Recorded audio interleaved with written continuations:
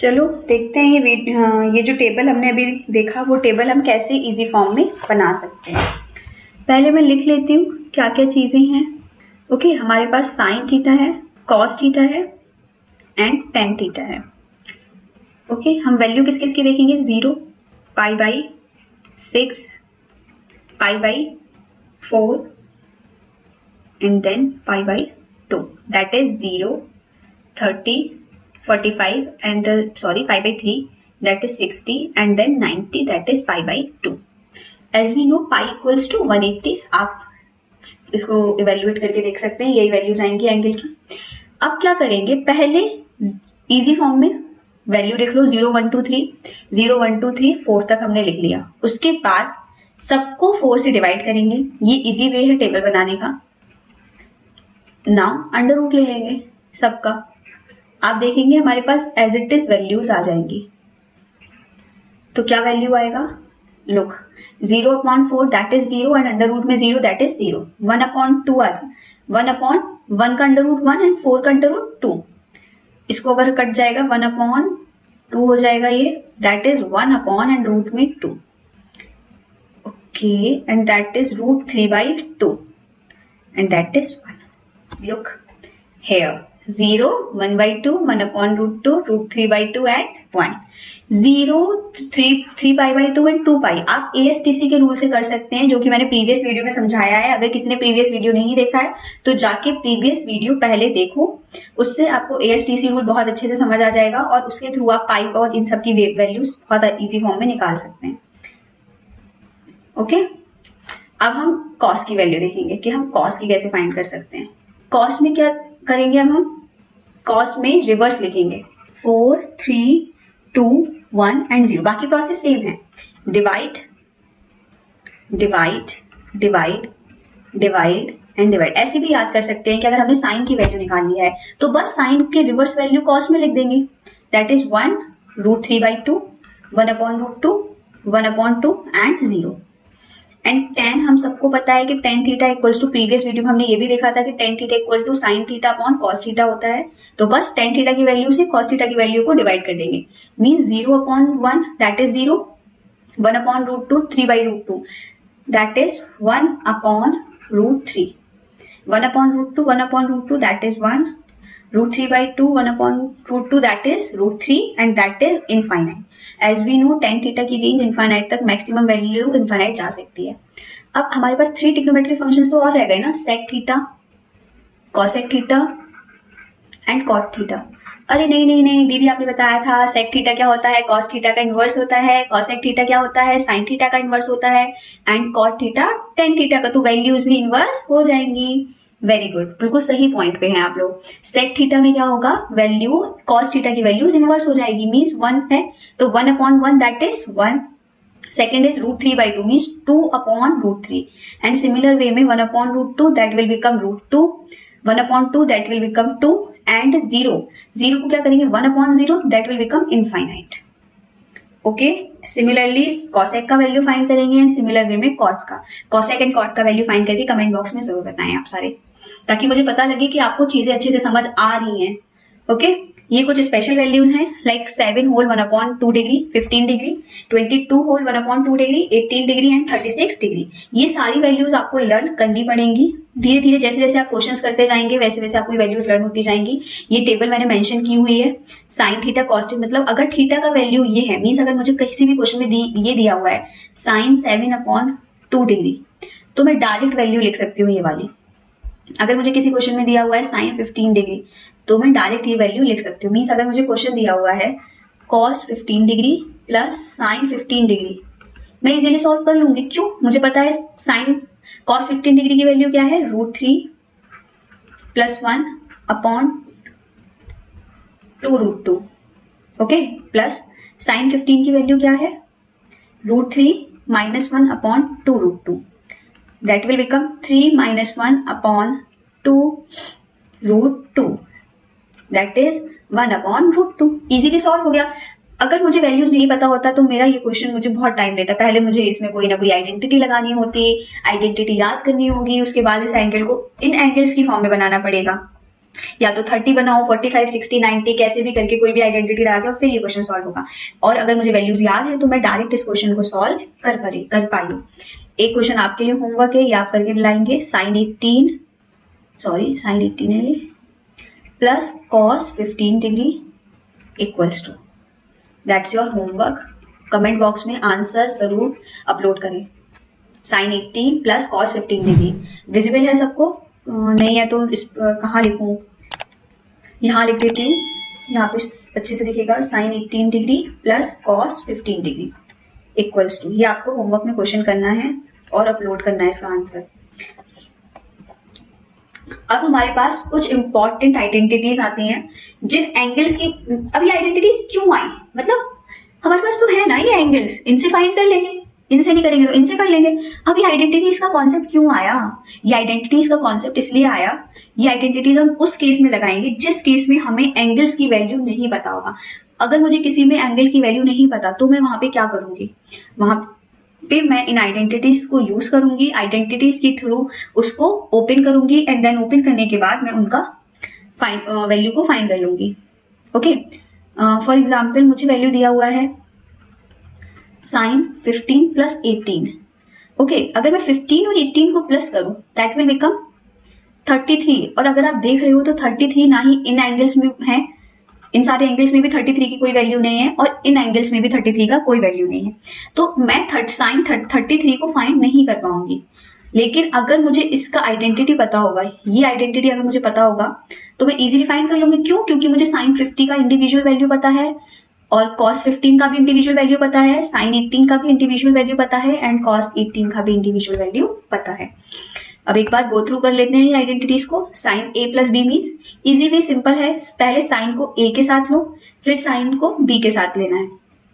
पहले कॉस को a के साथ b के, पहले हमने साइन को लिया था a के साथ, तो पहले केस में कॉस को लेंगे b के साथ और दूसरे केस में कॉस को लेंगे a के साथ। सिंपल आइडेंटिटी हो जाएगी sine a cos b, cos a sine b। अगर हमारा साइन नेगेटिव है तो आइडेंटिटी सेम रहेगी, सिर्फ और सिर्फ साइन चेंज हो जाएगा, प्लस की जगह नेगेटिव आ जाएगा। कॉस के केस में क्या होता है, कॉस के साथ a और सेम आइडेंटिटी मतलब सेम पार्ट में ही कॉस के साथ b, means cos a cos b, sine a sine b। और सिमिलरली इसमें क्या होता है, अगर प्लस साइन दिया हुआ है तो आइडेंटिटी में साइन नेगेटिव होगा, अगर माइनस साइन दिया है तो आइडेंटिटी में साइन प्लस होगा। ये बहुत इंपॉर्टेंट आइडेंटिटीज हैं, आपको ये लर्न होनी ही चाहिए। सिमिलरली अब tan a plus b, tan a plus tan b, 1 minus tan a tan b। यहाँ पे जहां पे भी प्लस लगा हुआ है वहां नेगेटिव हो जाएगा, जहां पे नेगेटिव है वहां प्लस हो जाएगा। कॉट में क्या होता है, डिनोमिनेटर न्यूमरेटर में चला जाता है, न्यूमरेटर डिनोमिनेटर में, बाकी सब कुछ सेम रहता है। देखो कॉट ए कॉट बी -1 हो गया and cot A plus cot b, यहाँ पे प्लस है तो देखो कॉट ए प्लस कॉट बी है एंड सिमिलर वे में कॉट ए माइनस बी की भी आइडेंटिटी है। सिमिलरली यहाँ पे भी कुछ और आइडेंटिटीज है हमारी, जैसे कि sine a plus B, sine a minus B. बहुत सिंपल है, sine square A minus sine square B. Cos में क्या होगा, एंगल रिवर्स हो जाएगा, मतलब पहले जो नेगेटिव है वो एंगल a हो जाएगा एंड पॉजिटिव एंगल b हो जाएगा, means cos square b minus sine cos square a। एक बार फिर बता देती हूँ, sine square A minus sine square B, cos square A minus cos square B. बैठ के सारी आइडेंटिटीज आपको लर्न करनी है सो दैट नेक्स्ट क्लास में हम क्या कर सके, क्वेश्चंस को अटेम्प्ट कर सके ज्यादा से ज्यादा। नीचे का भी आइडेंटिटी सेम वे में है, cos A plus B, cos A minus B, cos square A minus sine square B, cos square B minus sine square B. अब एक आइडेंटिटी हमारे पास है यहाँ tan A plus minus tan B, means identity क्या है, tan ए, पहले हम प्लस का केस लेते हैं एंड tan बी, तो इसको क्या किया, ओपन कर लिया है पहले, sine a upon cos b plus sine b upon cos b, means sine a cos b plus sine b cos a and नीचे हमारा क्या है, cos a cos b. Okay, ऊपर देखो आइडेंटिटी बन रहा है जो हमने प्रीवियसली किया था, first one sine a cos b, cos a sine b, तो इसको हम पुट कर देंगे, that is sine a plus b and upon में कॉस ए कॉस बी। समझ आया? अब अगर मैं नेगेटिव का केस ले लूं तो यहाँ पे नेगेटिव हो जाएगा, आपको नेगेटिव का केस भी खुद पे खुद समझ आ रहा होगा, हमारा सिर्फ इस साइन की जगह नेगेटिव साइन आएगा, तो मेरी कौन सी आइडेंटिटी बनेगी, सेकंड आइडेंटिटी बनेगी, that will become sine a minus b. तो यही सेकंड केस होगा। कॉट का भी सेम वे में इंप्लीमेंट करना है। यहाँ पे देखो रेंज दिया हुआ है कि एंगल ए का रेंज इतना होना चाहिए और एंगल बी का रेंज इतना नहीं होना चाहिए। अगर ये रेंज होगा तो मेरा ये आइडेंटिटी इंप्लीमेंट नहीं होगी। ये रेंज हम नेक्स्ट जो टॉपिक है हमारा सीयूईटी सिलेबस में, उस टॉपिक में हम ये रेंज वाले क्वेश्चंस करेंगे। अभी ये टॉपिक सिंपल आइडेंटिटीज वाला है, तो हम सिर्फ अभी आइडेंटिटीज अभी के लिए देख लो। ये जो रेंज है, रेंज वाले पार्ट को भी एज इट इज छोड़ दो, वो रेंज वाला पार्ट हम उस पार्ट में कवर करेंगे और फिर से इस वाले फॉर्मूले पे आएंगे और आपको रेंज समझाएंगे। ओके, यहाँ पे क्या है, sign a plus B plus C का आइडेंटिटी दिया हुआ है। सेम तरीका है, मान लो 3 एंगल्स का सम कोई ऐसा एंगल बन रहा है जो जिसका वैल्यू हमें नहीं पता है, बट इंडिविजुअली हमें उसका वैल्यू पता है, तो हम कैसे करेंगे? तो इस फॉर्मूले के थ्रू इवेल्युएट करके हम कर सकते हैं। प्लस यहाँ पे कंडीशन होती है कि a plus B plus C equals to pi होना चाहिए। वी नो दिस, क्योंकि हम ट्राइंगल के एंगल की बात कर रहे हैं, ट्राइंगल के एंगल की मेजरमेंट की बात कर रहे हैं, तो ऑब्वियस है कि a plus B plus C के मेजरमेंट का सम पाई के इक्वल होना चाहिए। Similarly cos A plus B plus C का भी वैल्यू दिया हुआ है, tan A plus B plus C का भी वैल्यू दिया है, and cot A plus B plus C का भी वैल्यू दिया हुआ है। यहाँ पे प्रीवियस ये जो हमने आइडेंटिटीज पढ़ी हैं, इन्हीं आइडेंटिटीज को थोड़ा सा मॉडिफाई करके हम इन आइडेंटिटीज को इवेल्युएट किया है। 2 sine a cos b equal to sine a plus B plus sine a minus b. मतलब अगर मेरे पास कोई ऐसे करके वैल्यू दिया हुआ है और मुझे उनके एंगल का वैल्यू नहीं फाइंड कर पा रही, तो मैं उनको डिफरेंट तरीके से डिफरेंट वैल्यूज को पुट करके उसकी वैल्यू को फाइंड करने की कोशिश करूंगी, डिफरेंट आइडेंटिटीज को लगा के फाइंड करने की ट्राई करूंगी। इसलिए इतनी सारी आइडेंटिटीज आपको पढ़ाई जा रही है। ओके, जैसे कि अगर मुझे ये ऐसा करके कुछ दिया है, तो मैं ऐसे आइडेंटिटी को ओपन करूं, और अगर इस तरीके से मैं उसके एंगल को फाइंड कर पा रही हूँ, तो मैं इस तरीके से उसको फाइंड करूंगी। ये सारी identities at the end of the day आपको लर्न करनी है और नेक्स्ट क्लास में लर्न करके ही आनी है। ओके, नाउ अब देखो हमने क्या किया, a plus b equal to c and a minus b equal to d put कर दिया। a plus b equal to c and a minus b equal to d put कर दिया। मीन्स हमारी RHS पे क्या हो जाएगा, sine c plus sine d, and RHS पे क्या हो जाएगा, a इक्वल टू दिस है and b equal to this, तो RHS पे हमारा LHS पे क्या हो जाएगा, 2 sine c plus d by 2 and cos c minus d by 2। Next slide में सिमिलरली एंगल्स को ऐसे करके पुट करके हमने और आइडेंटिटीज को इन्वेंट किया है। सेम आइडेंटिटी हमने बनाई है, देखो sine c plus sine d, sine c plus sine d, 2 sine c plus d by 2, 2 sine c plus d by 2 cos c minus d by 2 and cos c minus d by 2। Same ये जो 4 identities हैं, इन 4 identities में same ही चीज की हुई है। a plus B के place पे c को पुट किया है, a माइनस बी के प्लेस पे d को पुट किया है, a के प्लेस पे c प्लस डी बाई 2 को पुट किया है, b के प्लेस पे c माइनस डी बाई 2 को पुट किया है। नेक्स्ट अब हम क्या करेंगे, अगर हमारा एंगल 2a की फॉर्म में है तो उसे हम कैसे इवेल्युएट कर सकते हैं। साइन 2a का फॉर्मूला होता है, ये बहुत इंपॉर्टेंट फॉर्मूले हैं, ये वाले बहुत अच्छे से लर्न करना है। साइन 2a इक्वल्स टू क्या होता है, 2 साइन a कॉस a। सिंपल फॉर्मूला है ये, तो बहुत इजीली लर्न कर सकते हैं, बहुत इंपॉर्टेंट भी है। अगर मेरे से आंसर 10 की फॉर्म में पूछा है, मीन्स आंसर मेरे पास 10 की फॉर्म में है, तो मैं क्या करूंगी, 10 वाला फॉर्मूला पुट करूंगी। कैसे, 2 tan a upon 1 minus tan a। आगे जब हम क्वेश्चन करेंगे तब आपको समझ आएगा कि कहाँ पे कौन सी आइडेंटिटी हमें पुट करनी है। नेक्स्ट cos 2a के 3 फॉर्मूलेज होते हैं, और मोस्टली ये जो 2 फॉर्मूलेज हैं, ये 2 फॉर्मूले हम 1 को रिमूव करने के लिए यूज करते हैं। That is 2 cos square a minus 1 and यहाँ रिवर्स है 1 minus 2 sign square a and cos square minus sine square a। ये जो 2 फॉर्मूलेज मैंने यहाँ पे लिखे हैं, ये 2 formulas are use, these 2 formulas are used for removing 1। Now cos square a minus sine square a भी एक फॉर्मूला है। सिमिलर थिंग, अगर 10 की फॉर्म में मेरे से पूछा गया है तो मैं कौन सा फॉर्मूला लगाऊंगी, 1 minus tan square a upon 1 plus tan square a। And यहाँ पे रेंज दी हुई है कि इस रेंज मतलब ये रेंज पे नहीं आना चाहिए हमारा एंगल a। tan 2a का एक ही फॉर्मूला होता है, 2 tan a 1 minus tan square. I am so sorry, मैंने साइन 2a के फॉर्मूले में माइनस यहाँ लिख दिया है, यहाँ प्लस होगा। साइन एंड कॉस के साइन एंड tan के फॉर्मूले में यही डिफरेंस है कि साइन के फॉर्मूले में डिनोमिनेटर में प्लस है एंड tan के फॉर्मूले में डिनोमिनेटर में हमारा क्या है, माइनस है। नाउ साइन 3a का फॉर्मूला दिए हुए हैं एंड cos 3a का भी फॉर्मूला दिया हुआ है। सिमिलरली tan 3a का भी फॉर्मूला, ये इतना ज्यादा यूज नहीं होता है, रेयरली यूज होता है, बट आपको ये याद करना है। cos 4a का भी 4 थीटा का फॉर्मूला है, cos 4 थीटा का and sine 4 theta and tan 4 theta, sine 5a and cos 5a। जो बहुत ज्यादा इंपॉर्टेंट है वो है 2 थीटा वाले फॉर्मूलाज, तो 2 थीटा वाले फॉर्मूलाज आपको जरूर करने हैं। अब इस वाले पे आ जाते हैं। अब ये इससे कैसे इवेल्युएट हुआ, ये चीज हमारे दिमाग में आनी चाहिए कि फर्स्ट वाला ये जो है, ये दोनों इक्वल कैसे हैं। इक्वल का मतलब क्या होता है कि वो दोनों एक्सप्रेशन सेम है, बट ये दोनों तो मुझे सेम लग ही नहीं रहे। 2 मिनट वीडियो को पॉज करो और मुझे देख के बताओ कि ये जो एक्सप्रेशन है वो इक्वल कैसे हैं, जब तक मैं वीडियो में आगे बढ़ती हूँ और आपको बताती हूँ कि एक्सप्रेशन इक्वल कैसे हैं। अगर मैं RHS को ले लूँ तो RHS में क्या है मेरे पास 1 plus sine A, that is 1 को मैं क्या लिख सकती हूँ sine square a/2 plus cos square a/2। अगर आप मेरे साथ इस सीरीज में बने हुए हैं तो वेक्टर्स के टाइम पे मैंने आपको ये चीज समझाई थी कि हमारा sine square theta plus cos square theta equals to 1 होता है, और यहाँ पे थीटा इंपॉर्टेंट होता है। मीन्स अगर थीटा/2 है यहाँ पे तो यहाँ पे भी /2 होना चाहिए, अगर यहाँ 4 है तो यहाँ पे भी 4 होना चाहिए। तो थीटा इंपॉर्टेंट होता है। अगर थीटा इक्वल है मीन्स एंगल इक्वल है तो आइडेंटिटी 1 हो जाती है, उन दोनों के स्क्वायर का सम क्या हो जाता है 1 हो जाता है। अगर थीटा इक्वल नहीं है तो सम स्क्वायर का सम इक्वल्स टू 1 नहीं होगा। ये चीज मैंने आपको वेक्टर्स के टाइम पे भी समझाई थी, अभी भी दोबारा समझा दी है, ये चीज याद रखना। इसीलिए अगर मैं 1 को sign square a/2 plus cos square a/2 लिख रही हूं तो इट्स करेक्ट। ओके, अब मेरे पास बचा हुआ है साइन a। अभी आपको बहुत क्लियरली समझ आ जाएगा मैंने ये सब कुछ क्यों किया, यहाँ पे एंगल को /2 क्यों किया है। ओके, यहाँ पे क्या था sine square a/2 plus cos square a/2। Sine a का मैंने फॉर्मूला पढ़ा था जिसमें था 2a का फॉर्मूला, मतलब अगर मेरा एंगल 2a है तो आंसर में एंगल क्या हो रहा है हाफ हो रहा है, मींस 2a का हाफ कितना हो गया a, तो आंसर में क्या आ रहा है सिर्फ a आ रहा है। सिमिलरली अगर मैं साइन a पे ये फॉर्मूला लगाऊंगी तो एंगल का हाफ होगा, मींस साइन a/2 हो जाएगा। अब आपको समझ आया होगा कि मैंने एंगल हाफ क्यों किया है, मैंने इसलिए एंगल हाफ किया है। अब मैं यहाँ पे क्या कर सकती हूँ साइन a/2 के प्लेस पे लिख सकती हूँ 2 sign a/2 and cos a/2।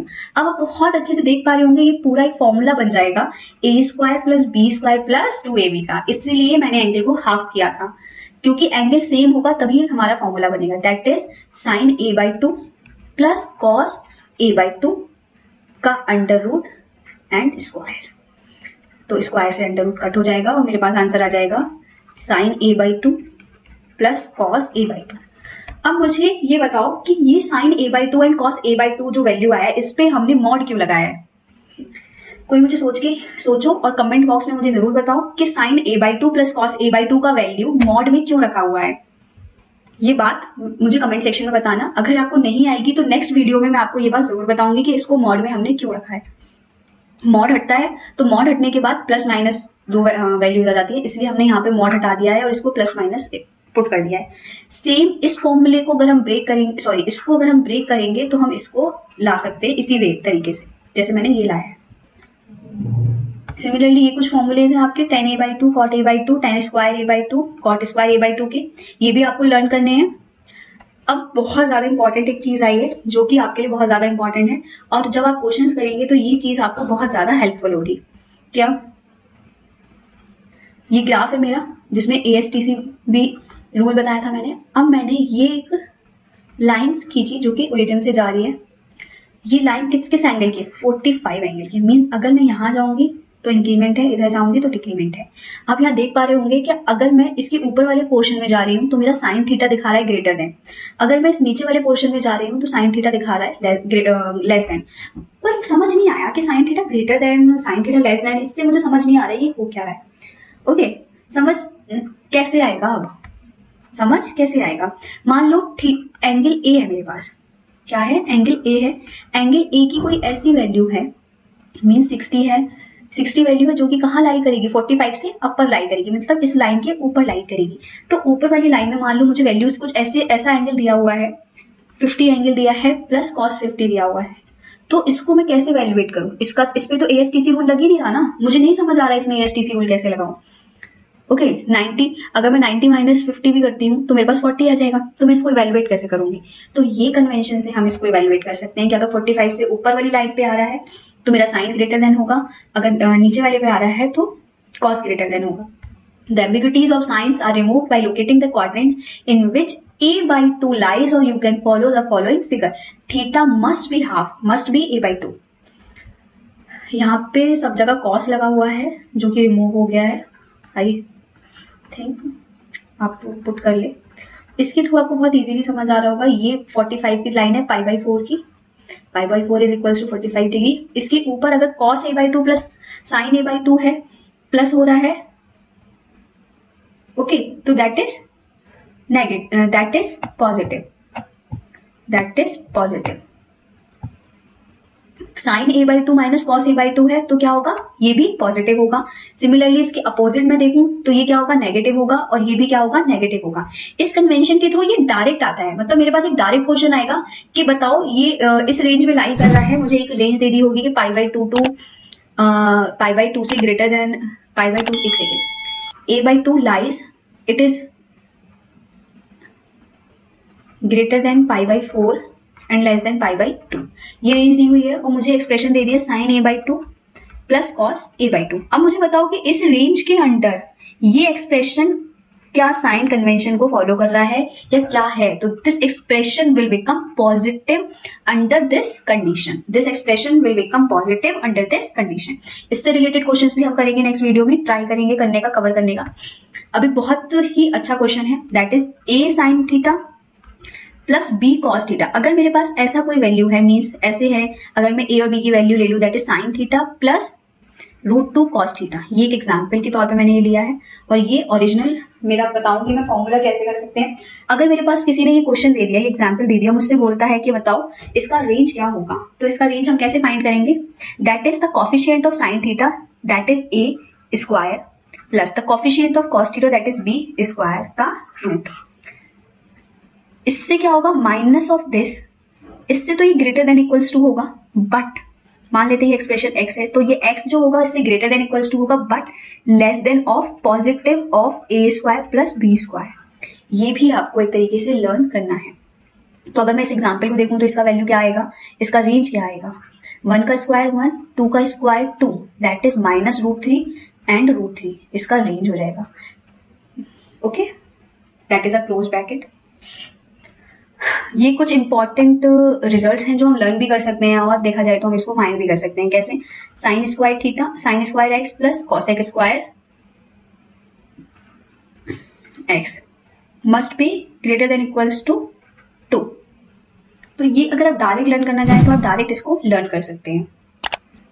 Next ये कुछ ट्रिग्नोमेट्रिक आइडेंटिटीज हैं जो आपको लर्न ही करनी है at the end of the day, तो आप इनको भी लर्न कर सकते हैं, बट ये कुछ बहुत ज्यादा इंपॉर्टेंट नहीं है। कुछ क्वेश्चंस में हम इनको यूज करेंगे, बट मैक्सिमम क्वेश्चंस में हम वही आइडेंटिटीज यूज करेंगे जो हमने अभी प्रीवियसली कवर की है। यहाँ पे भी कुछ आइडेंटिटीज हैं जो कि मैंने मेंशन कर दी है, क्योंकि I will upload this PDF in the description box and you can access this PDF through that, and आप ये सारी आइडेंटिटीज को अच्छे से देखें एंड लर्न करें, और नेक्स्ट क्लास में हम इसके ताकि क्वेश्चंस कर सकें, इसलिए मैंने सारी आइडेंटिटीज इस पीडीएफ में मेंशन कर दी। आप इस पीडीएफ को गो थ्रू कर सकते हैं और अच्छे से लर्न कर सकते हैं। यहाँ पे कुछ इंपॉर्टेंट पॉइंट्स में मैंने मेंशन किया है कि sec theta plus cos theta tan theta equal to x है, तो sec theta minus tan theta क्या हो जाएगा, 1/x हो जाएगा। ये रिजल्ट इनबिल्ट है, हम इसको ड्राइव करके भी करेंगे आगे चल के क्वेश्चंस में। वैसे आप अगर डायरेक्ट देखो, एग्जाम इतना टफ नहीं होता है, बट एग्जाम में टाइम को मेंटेन करके चलना वो बहुत एक इंपॉर्टेंट चीज हो जाती है। अगर हम सारी चीज को करके देखें, मतलब हमारा 12th का एग्जाम नहीं है ना कि हमें लिखने के नंबर मिलेंगे, हमें लिखने के नंबर नहीं मिलेंगे, हमें करेक्ट आंसर के नंबर मिलेंगे। अगर आप इसके जो ऑलरेडी रिजल्ट्स हैं अगर आप खुद लर्न कर लेंगे, इंस्टेड ऑफ कि हम उसके डेरिवेशंस करके देखें, तो डेरिवेशन वहां करके देखोगे एग्जाम टाइम में तो बहुत ज्यादा टाइम वेस्ट होगा। इससे अच्छा है कि आप आंसर्स लर्न करें। जितना मतलब sec theta plus tan theta अगर एक्स है तो sec theta minus tan theta 1/x होगा। सिंपल है, आप इसको लर्न कर सकते हैं, बट इसका डेरिवेशन भी होता है। उसको डेरिवेशन को करने बैठेंगे तो 2 मिनट तो ऐसे ही चले जाएंगे। और यहाँ पे क्या होगा, सिंपल टिक लगाना है आपको, टिक आंसर। ओके, तो ये आइडेंटिटीज आप लर्न कर लोगे तो आपका मैक्सिमम टाइम बचेगा ट्रिग्नोमेट्री के सेक्शन में। इस वीडियो के लिए अभी इतना ही। नेक्स्ट वीडियो में हम न्यूमेरिकल क्वेश्चंस करेंगे, हमने जितनी भी आइडेंटिटीज पढ़ी है, and at the end of this video हमने क्या किया है, हमारे CUET सिलेबस का first topic that is trigonometric identities हमने सक्सेसफुली कंप्लीट कर दिया है। आई होप आपको सारी आइडेंटिटीज बहुत अच्छे से समझ आई होंगी। नेक्स्ट वीडियो में हम क्या करेंगे, पहले न्यूमेरिकल क्वेश्चंस करेंगे और उसकी नेक्स्ट वीडियो में हम ट्रिग्नोमेट्रिक इक्वेशंस करेंगे, एंड आगे बढ़ते जाएंगे और नेक्स्ट वीडियोस में नेक्स्ट टॉपिक करते जाएंगे और हमारा ट्रिग्नोमेट्रिक को भी खत्म कर देंगे। आई होप आपको वीडियो अच्छा लगा होगा। कोई भी प्रॉब्लम है आप कमेंट बॉक्स में जरूर बताएं, हम आपका रिप्लाई जरूर करेंगे। Thank you.